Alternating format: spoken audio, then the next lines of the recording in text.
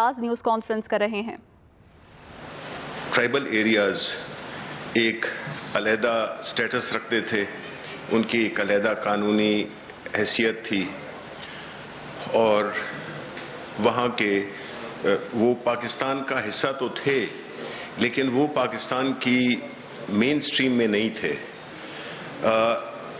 ہماری حکومت نے اس کو ایک بہت ہی اہمیت دی کیونکہ خاص طور پہ جو یہ اضلاع جو ہیں یہ خیبر پختونخوا کے ساتھ ٹرائبل ایریاز لگتے ہیں، تو دو پیرلل چیزیں کرنا ہونا یا نظام ہونا، تو اس میں کئی چیزیں ایسی تھیں جس میں کہ جو قبائلی علاقے تھے وہ ان کی ترقی اس طرح سے نہیں ہو رہی تھی بلکہ تقریباً نہیں ہو رہی تھی۔ ایسی سچویشن جہاں پہ کہ قبائلی عوام جنہوں نے کہ ہمیشہ اس ملک کے لیے بڑی قربانیاں دی ہیں، پاکستان کے ساتھ بالکل کھڑے رہے ہیں، تو ان کو باقی پاکستان کی طرح فیسلٹیز نہیں مل رہی تھیں اور وہ وہاں کے ایک ایسے قانون کے تحت رہ رہے تھے جس میں کہ کچھ لوگوں کو تو فائدہ تھا لیکن جو میجورٹی جو پبلک تھی ان کو بڑی تکالیف تھیں۔ وہاں کا عدالتی نظام، وہاں کا پولیس کا نظام، وہاں پہ اور ایشوز جتنے بھی تھے، تعلیم، صحت، سب کے، تو وہ اس میں ہم بہت پیچھے تھے۔ تو ہماری حکومت میں اور خاص طور پہ پرائم منسٹر صاحب کا ایک خاص تعلق ہے، ایک دلی تعلق ہے ٹرائبل ایریاز کے ساتھ۔ وہ جب اپنے سیاست کے شروع کے دنوں میں بھی ایز اسپورٹس مین بھی تو وہ ادھر اکثر جاتے رہتے تھے، تو انہوں نے اس چیز کو بڑی توجہ دی اور یہ طے پایا کہ 25ویں ترمیم کے تحت ان کو ضم کیا جائے پاکستان کے خیبر پختونخوا کے ساتھ۔ اس ضم کرنے کا مقصد یہ تھا کہ وہی فیسلٹیز، وہی حقوق ان کو بھی ملیں جو کہ پہلے ان کو نہیں ملتے تھے۔ تو 25ویں ترمیم نے سب پارٹیز نے ان کی اس میں اپروول شامل تھا، سب اس پہ اگری کرتے تھے کہ ان کو ضم ہونا چاہیے اور وہ 25ویں ترمیم کے انڈر وہ ہو گئے۔ اب جب ہو گئے تو یہ ایک بہت بڑا چیلنج تھا کیونکہ جب آپ ایک ایسے حصے کو اس کو مین سٹریم کرنا چاہتے ہیں تو اس میں بڑی آبسٹرکشنز آتی ہیں۔ ایک صدیوں سے ایک اسٹیبلش نظام ہے، ایک ایڈمنسٹریٹو سسٹم ہے، وہ پولیٹیکل ایجنٹس اور یہ سارا جو سلسلہ تھا، اس کو نارملائز کرنا، اس کو اپنی جو پروونشل اور یہ ایک مشترکہ حکمت عملی طے کرے، ایجنڈا طے کرے اور اس کے بعد عید کے فوراً بعد آل پارٹیز کانفرنس قیادت کے لیول پہ ہو اور اس میں اس ملک کو بحرانوں سے نکالنے کے لیے مشترکہ حکمت عملی کا صرف ہم حکومت سے، اس سے پہلے جو اے پی سیز ہوئیں اور سوال ہوتے رہتے ہیں کہ ان اے پی سیز کا رزلٹ، تو اس وقت تک تو گورنمنٹ کو ایک مجبور کرنے کا، ان کی حکمت عملی تبدیل کر کے پرو پیپل حکمت عملی اڈاپٹ کرنے کی بات کی جا رہی تھی، اور اب اپوزیشن کو ساری جماعتیں اس بات پہ متفق ہیں کہ یہ حکومت بجائے خود ایک بہت بڑا مسئلہ ہے، لہذا اس بڑے مسئلے سے جان چھڑانے کے لیے اور باقی مسائل سے جان چھڑانے کے لیے ایک جوائنٹ حکمت عملی کے لیے جو کمیٹی تشکیل دی گئی ہے۔ اسی طرح اسمبلی کے اندر بھی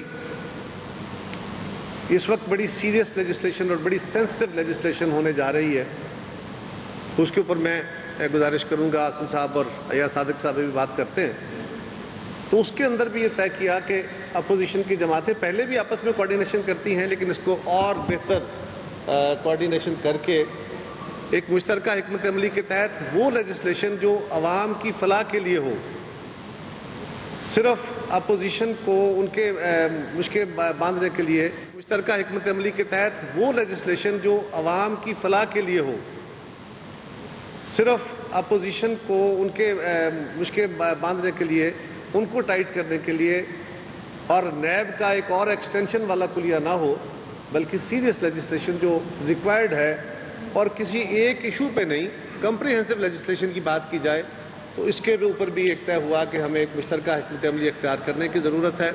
تو میں اپنے ان دوستوں کو آج ویلکم بھی کرتا ہوں پیپلز پارٹی کی طرف سے کہ یہ تشریف لائے ہیں اور بڑی اچھے ماحول میں گفتگو ہوئی۔ ہمیں توقع ہے کہ انشاءاللہ عید سے قبل ہم اپنا سارا ہوم ورک کر لیں گے اور عید کے فوراً بعد لیڈرشپ لیول پہ جو اے پی سی ہوگی اس میں یہ مشترکہ حکمت عملی جو ہے یہ طے پا جائے گی.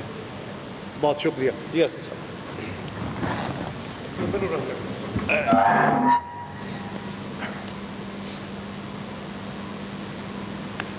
بسم اللہ الرحمن الرحیم.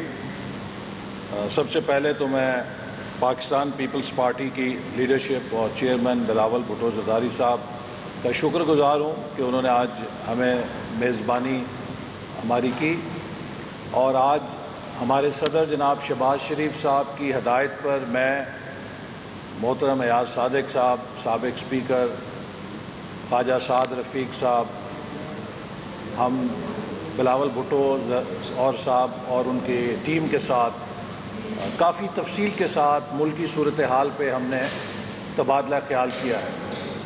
اپوزیشن کی دونوں بڑی جماعتیں پاکستان مسلم لیگ نون اور پاکستان پیپلز پارٹی کے درمیان اس بات پر مکمل ہم آہنگی ہے کہ اس حکومت نے 2 سالوں میں پاکستان کو جہاں پہنچا دیا ہے، پاکستان کے 22 کروڑ عوام کی زندگی میں جو مہنگائی، بے روزگاری، غربت کا زہر گھول دیا ہے، ملک کو جس معاشی بحران میں دھکیل دیا ہے، خارجہ پالیسی کے محاذ پہ پاکستان کو جس قدر تنہا کر دیا ہے، مقبوضہ کشمیر کے عوام کو جنہیں 1 سال ہو گیا ہے بھارت کا ظلم، جبر اور استبداد کا تنہا مقابلہ کرتے ہوئے ان کے حال پہ چھوڑ دیا ہے. جس طرح اس ملک نے ملک کی سیاست کے اندر نفرت اور محاذ آرائی کو فروغ دے کے پاکستان کے داخلی اتحاد کو کمزور کیا ہے، جس طرح اس حکومت نے میڈیا کا گلا گھونٹنے کے لیے فیشسٹ ایجنڈے پر چلتے ہوئے صحافیوں کو اور میڈیا مالکان کو اپنے انتقامی ایجنڈے کا نشانہ بنا کر ملک میں آزادی رائے کو کچلنے کی کوشش کی ہے، جس طرح اس ملک کے اندر آئینی حکمرانی کے تصور کو ملیا میٹ کیا جا رہا ہے، یہ سب وہ خطرات ہیں جو پاکستانی ریاست کی بنیادوں کو کھوکھلا کر رہے ہیں. پاکستان 72 سال کے بعد یہ افورڈ نہیں کر سکتا کہ اسے کسی نئے فیشسٹ ایجنڈے کے تجربے کا بنایا جائے. یہ ملک 22 کروڑ عوام کی امنگوں کے مطابق چلنے کے علاوہ کسی اور راستے کا متحمل نہیں ہو سکتا. یہ ملک آئین پاکستان کے علاوہ کسی اور راستے پہ نہیں چلایا جا سکتا. ماضی میں ایسے تجربات نے پاکستان کو نقصان پہنچایا ہے. ملک کی معیشت جس طرح اس حکومت کی نااہلی، نا تجربہ کاری، نالائکی سے تباہ ہو گئی ہے، 21ویں صدی میں کوئی ریاست اس تباہ حال معیشت کے ساتھ اپنا وجود برقرار نہیں رکھ سکتی. عوام کو بہتر معیار زندگی دینا تو دور کی بات ہے، دن بدن عوام کا معیار زندگی انحطاط کا شکار ہے.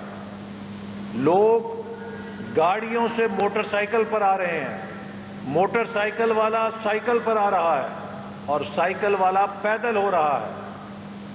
لوگوں کے لیے بچوں کو تعلیم دینا ناممکن ہو گیا ہے، ان کے اخراجات برقرار رکھنا ناممکن ہو گئے ہیں.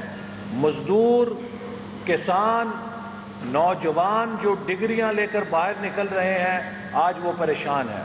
تو ان حالات میں اپوزیشن سمجھتی ہے کہ اس حکومت کے آگے چلیں جی.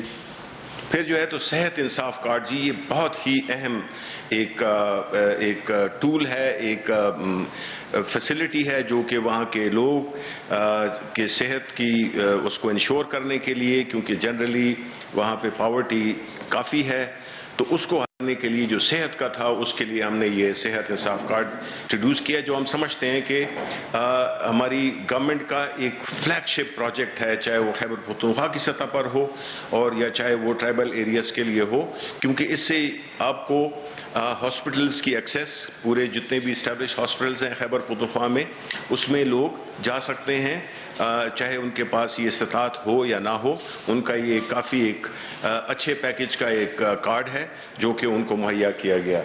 پھر اس کے بعد ہم نے 1297 نئی پوسٹ کریٹ کی، ڈاکٹرز کی، نرسز کی اور پیرامیڈکس کی، جو کہ ابھی اس وقت کافی آگے جا چکی ہیں۔ پھر اس طرح انٹرنل مانیٹرنگ یونٹ ہے جو کہ آپریشنل ہو چکا ہے، اور یہ جو مانیٹرنگ سروس ہیں DHQ کے ساتھ اس کو کوآرڈینیٹ کرتا ہے۔ آگے چلیں جی۔ سکولز، اس میں جس طرح آپ دیکھ رہے ہیں کہ جو بلڈنگز تھیں وہ کوئی گنجائش دینے کا مقصد یہ ہے کہ ہم پاکستان کو مزید کمزور کریں۔ اور آخر میں جو بات انہوں نے ابھی قمر زمان کارا صاحب نے بھی کی، یہ حکومت، میں سابق وزیر داخلہ ہوں اور فیٹف کے ساتھ براہ راست منسلک رہا ہوں۔ فیٹف دہشت گردی کے خلاف ٹرانسپیرنٹ ایجنڈا ہے۔ فیٹف کے ممالک قطعاً پاکستان کو یہ نہیں کہہ رہے کہ آپ فیٹف کی قانون سازی میں پاکستان کو ایک فیشسٹ اسٹیٹ بنائیں۔ حکومت فیٹف کی آڑ لے کر ایسا قانون مسلط کرنا چاہ رہی ہے جو نیب کا باپ نہیں، نیب کا دادا ہے، یعنی کہ 90 دن کے لیے آپ کسی کو بغیر ضمانت ریمانڈ کے پکڑ سکیں گے، اور اس کے بعد مزید 90 دن کے لیے آپ اسے اندر کر سکتے ہیں، اس کی کوئی ضمانت نہیں ہوگی۔ اور فیصلہ کس نے کرنا ہے؟ سیکرٹری انٹیریئر نے یا پنجاب میں ہوم سیکرٹری نے۔ اور اس کے علاوہ کسی بزنس مین کو، کسی تاجر کو، میڈیا والے کو، صحافی کو، سیاسی کارکن کو ایک بوگس $100 کی چٹ بنا کے کہ آپ نے یہ $100 یا حوالہ کیا ہے، آپ پر اقتصادی دہشت گردی کی دفعہ لگا کے 180 دن کے لیے آپ جیل کے اندر کال کوٹڑی میں ڈالے جا سکتے ہیں۔ میں سوال کرنا چاہتا ہوں حکومت سے کہ جو یہ فیٹف کا قانون بنا رہی ہے، یہ ثابت کرے کہ دنیا کے کسی ملک میں یہ فیٹف کا قانون موجود ہے۔ حتیٰ یہ کہ افغانستان کے اندر بھی ایسا قانون موجود نہیں ہے، انڈیا کے اندر، بنگلہ دیش کے اندر، سری لنکا کے اندر، نیپال کے اندر۔ تو یہ فیٹف کو بھی بدنام کر رہے ہیں، انٹرنیشنل کمیونٹی کو بدنام کر رہے ہیں، اقوام متحدہ کو بدنام کر رہے ہیں کہ انٹرنیشنل کمیونٹی کا نام لے کر پاکستان پہ کالے قانون مسلط کرنے کی کوشش کر رہے ہیں۔ ہم اس کی بھی مزاحمت کریں گے۔ ہم دہشت گردی کے خلاف ہیں، ہم فیٹف کی جو کمپلائنس ہے اس کے حق میں ہیں، لیکن حکومت کو یہ اجازت نہیں دے سکتے کہ یہ فیٹف کا آڑ لے کر پاکستان کے اوپر ایسے کالے قانون مسلط کر دے جس سے اگلے 50 سال نکلنے کے لیے یہ قوم کسی نئی دلدل میں پھنس جائے، اور یہاں پہ شخصی آزادیاں، آزادی رائے کی آزادی اور سیاسی حقوق سلب کر لیے جائیں۔ بہت شکریہ۔ میں ایک چھوٹی سی گزارش کر لوں۔ اسد صاحب نے بڑے تفصیل سے ایجنڈا آپ کو بتا دیا آج کی میٹنگ کا۔ آج ہماری میٹنگ میں بھی یہ بات ڈسکس ہوئی، نیب کے ہتھ کنڈے دن بدن نیب نیازی نقص جو ہے وہ اور واضح ہوتا جا رہا ہے، اور شاید ہی کوئی اپوزیشن کا رہنما ایسا رہ گیا ہے جو نیب کے ہاتھوں بلا وجہ جیل یاترا انہوں نے نہیں کی اور ان کے اوپر وہ جو آئسولیشن والا تشدد ہے وہ نہیں ہوا۔ آج بھی پاکستان پیپلز پارٹی کے سید خورشید شاہ صاحب جو سینئر پارلیمنٹیرین ہیں، اور وہ ایک ایسی شخصیت ہیں اگر وہ اسمبلی میں موجود ہوں اپنے تجربے کی بنیاد پہ تو وہ ساری اپوزیشن کی جماعتوں کو اکٹھا کرنے کی صلاحیت رکھتے ہیں. پچھلے 8-8.5 مہینے سے آج بلکہ 10 مہینے ہو گئے, 10 مہینے سے وہ جیل میں ہیں, وہ کسٹڈی میں ہیں, ان کا کیس ٹرائل نہیں ہو رہا اور ان کے اوپر جو الزامات ہیں وہ وہی ہیں جو 2003 میں لگے اور جو سندھ ہائی کورٹ کے حکم پہ ختم ہو چکے ہیں.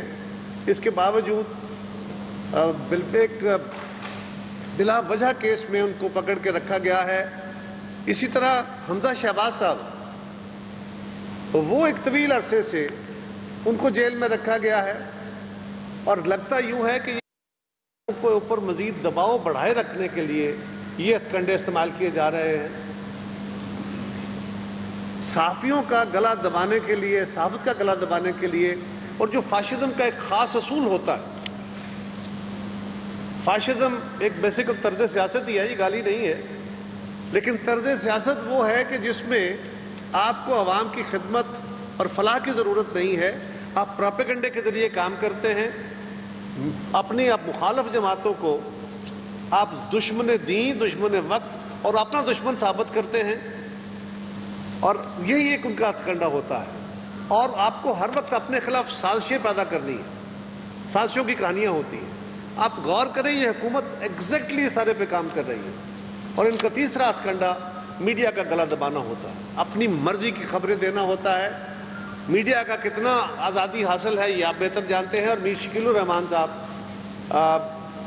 اب آپ میڈیا والے دوستوں کو یہ میں ایک لاڈ سے گلہ کر رہا ہوں کہ اب ہمارے میڈیا کے دوستوں کو اس بات کا اندازہ ہوا ہوگا کہ جب ہم کہتے تھے کہ ہمارے اوپر مفروضوں پہ مبنی کیسز بنا کے, غلط کیسز بنا کے ہمیں جیلوں میں ڈال دیا جاتا ہے اور ہماری عدالتوں میں سنوائی بھی نہیں ہوتی, ان قوانین کے سہارے آج میر شکیل الرحمان بھی 4واں یا 5واں مہینہ ہو گیا ان کو جیل میں بیٹھے ہوئے.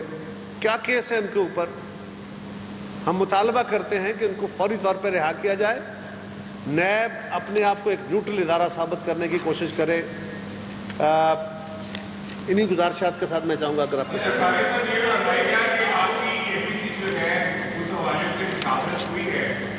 طرف آپ کہہ رہے ہیں کہ نیب جو ہے وہ بہت طاقتور ہے, آپ کے تمام پارٹی جو ہے کارے مدارے اندر جاتے ہیں باہر آتے ہیں, حکومت کے خلاف کیا آپ کی تحریر بتا سکتے ہیں؟ دوسرا, پیپلز پارٹی کیا حکومت کی نظر گرانے کی کوشش کی جاتی ہے؟ آپ حکومت کو گرانا چاہتے ہیں موجودہ کیسی صورتحال میں؟ دیکھیے, ہم نے تو بات پہ کہا کہ یہ حکومت سب سے بڑا مسئلہ ہے, اس بات پہ ہماری دونوں جماعتوں کا اتفاق ہے. سو اس سے جان چھڑانی ہے, جان چھڑانا گرانا ہی ہوتا ہے نا, تو جان چھڑانے کا اور تو کوئی طریقہ نہیں ہوتا. دوسری گزارش یہ ہے کہ نیب ہو یا کوئی اور ادارہ, ہم تو مارشل لاؤں کا مقابلہ کرتے رہے ہیں. مارشل لائی صدر جو تھے وہ بڑے تگڑے تھے, وہ وردی والے صدر تھے, وہ کسی آئین اور قانون کو نہیں مانتے تھے. انہوں نے جیلیں ہمارے لیے کھولے رکھی, کوڑے مارے, پھانسیاں دیں, ہمارے رستے نہیں رکے تھے. یہ نیب جتنا چاہے تشدد کر لے, ہمیں ایک سیاسی تحریک میں پاکستان کے عوام کو ساتھ لے کے آپ کی بھی لڑائی لڑنی ہے, آپ کے ساتھ مل کے ہم نے طاقت آپ سے بھی لینی ہے اور عوام کی لڑائی لڑنی ہے. ضرور کامیاب ہوں گے ان سے. جی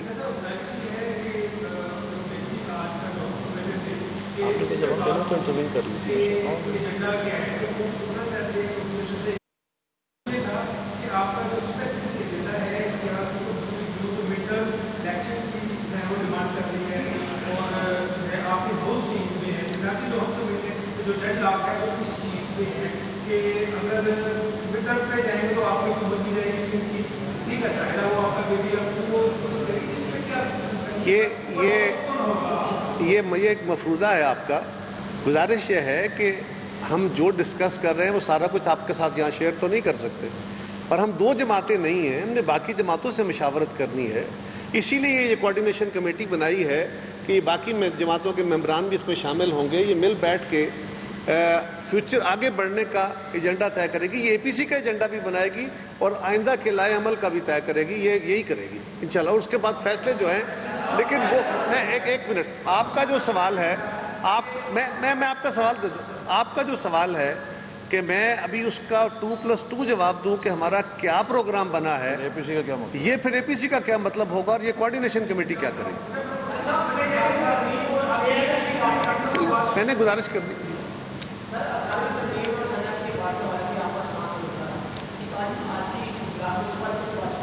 یقیناً جی آج بڑی تفصیل سے باتیں ہوئی. ہم تو اب ساتھ آپ کے وقت کی قلت کے باعث کچھ چیزوں پہ بحث ہوئی ہے. وہ کون سی پولیٹیکل میٹنگ ہے جس میں پاکستان کے آئین کے ساتھ کھلواڑ ہو رہا ہو اور اس میں میٹنگ میں ڈسکشن نہ ہو, جس میں پاکستان کی داخلی سلامتی اور جو آپس میں یکجہتی کی بات حسن اقبال صاحب کر رہے تھے, یہ اسی کو بگیڑنے کا ایک طریقہ کار اختیار کیا جائے, اس کی بات نہ ہو. یقیناً اس پہ بات ہوئی, لیکن وہ بڑے ایجنڈے کا حصہ تھا.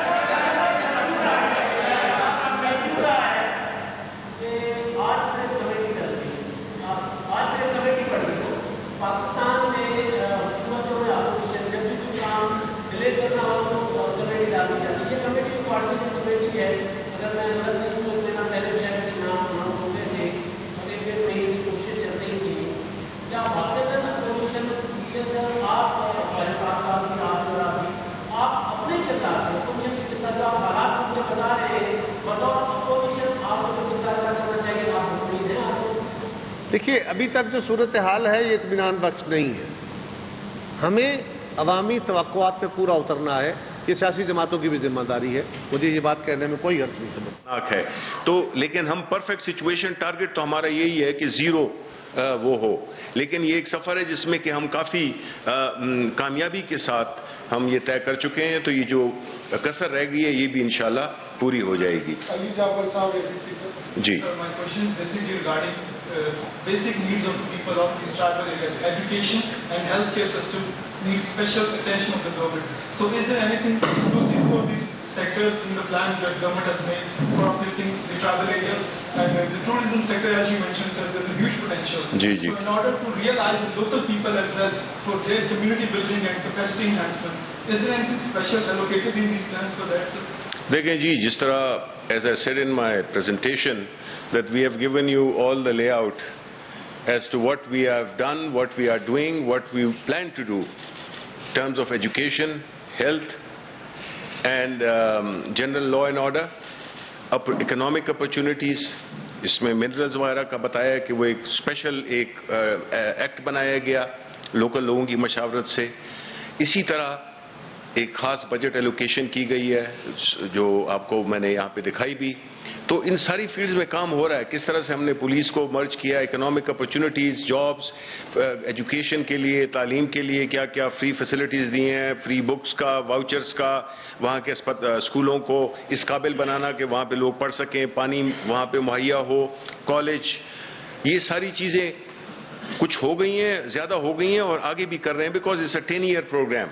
لیکن ڈائریکشن بالکل ٹھیک میں جا رہے ہیں اور ہم وقت سے پہلے آگے جا رہے ہیں جو ہم نے اپنے لیے ہدف قائم کیے ہوئے تھے. ٹھیک ہے جی. جی شبیر صاحب, پچھلے دنوں قرم ایجنسی میں ایک تنازع ہوا, اس کو سیکٹریٹ رن دینے کی کوشش کی گئی, وفاقی حکومت اس میں کہیں دکھائی نہیں دی. ادر کی فاٹا کے جن لوگوں سے بھی بات ہوتی ہے وہ کریٹیکل لوگ نہیں ہیں, وہ یہ کہتے ہیں کہ ہمارے ساتھ اچھا سلوک نہیں ہو رہا. یہ شکایات کیوں آ رہی ہیں جبکہ حکومتی دعوے تو ایسا لگتا ہے کہ بس فاٹا جنت بن گیا ہے؟ نہیں, ہم نے کبھی یہ نہیں کہا کہ فاٹا جنت بن گیا. ہم دیکھیں ہمیں عادت ہو گئی ہے کہ ہم جو اچھی چیزیں ہیں وہ شاید ہم سننا نہیں چاہتے ہیں.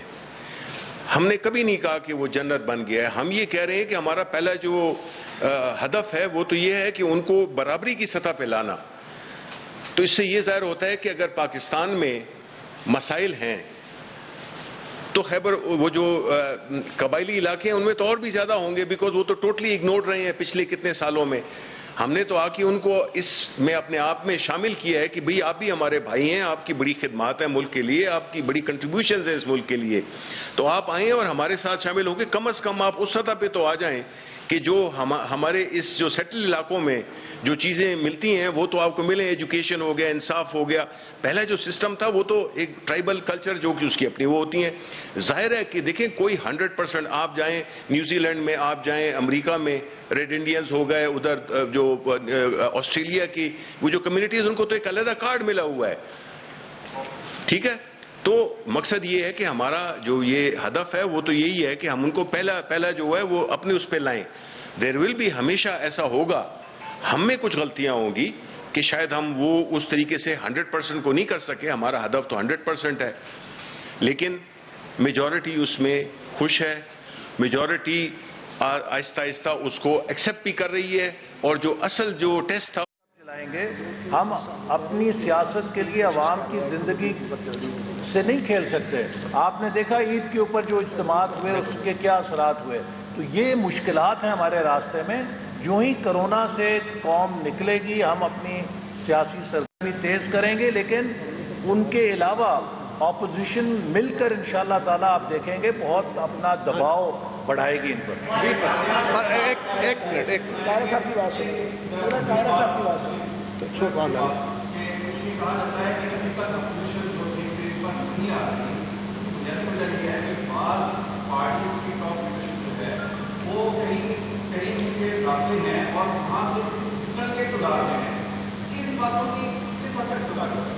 کہ یہ ڈبیٹ ہے, ڈسکشن ہے, پرسیپشن ہے. اسی پرسیپشن کے بارے میں نے گزارش کی کہ ہمیں اپنے عمل سے اس پرسیپشن کو دور کرنا ہے. بالکل اس میں صداقت نہیں ہے, لیکن اس پرسیپشن کو بھی دور کرنا ہے. اور ابھی حسن صاحب بتا رہے تھے, بات کر رہے تھے, میں تو یہ سمجھتا ہوں کہ ہم تو جو اس حکومت کو جہاں سے جان چھڑانے کی کوشش کریں گے. عمران خان صاحب خود بھی بڑی تیزی میں ہیں, وہ بھی اپنی حکومت سے جان چھڑانا چاہتے ہیں, وہ بھی جلدی جانے کے موڈ میں.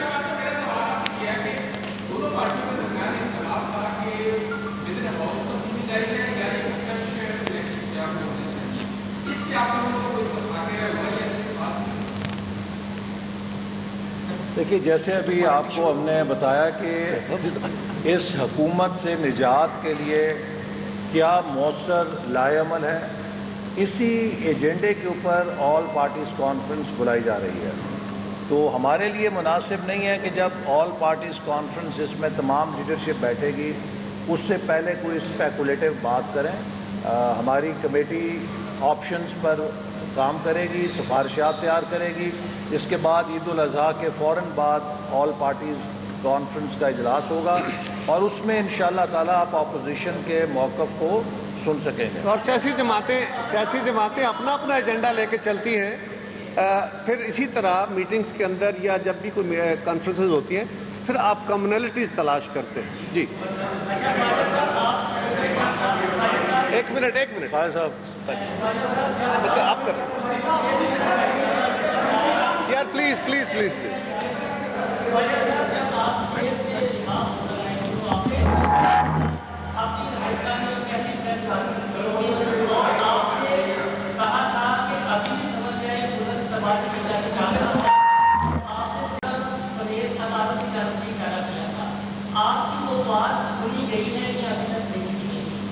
ابھی تک نہیں سنی گئی. جی اچھا آپ کا ایک منٹ سر, آپ کا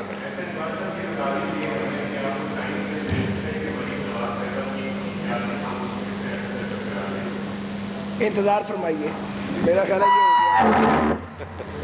دیکھیے ان کی کوئی ایسی سیاسی خاموشی نہیں ہے. وہ ہمارے لیے پبلک موبلائزیشن کے لیے جو ان کا ایک کردار ہے شاید اور اتنا کسی کا نہیں ہوگا. جب بھی ہم پبلک موبلائزیشن فیز میں جائیں گے تو آپ ان کا کردار ضرور دیکھیں گے. لاسٹ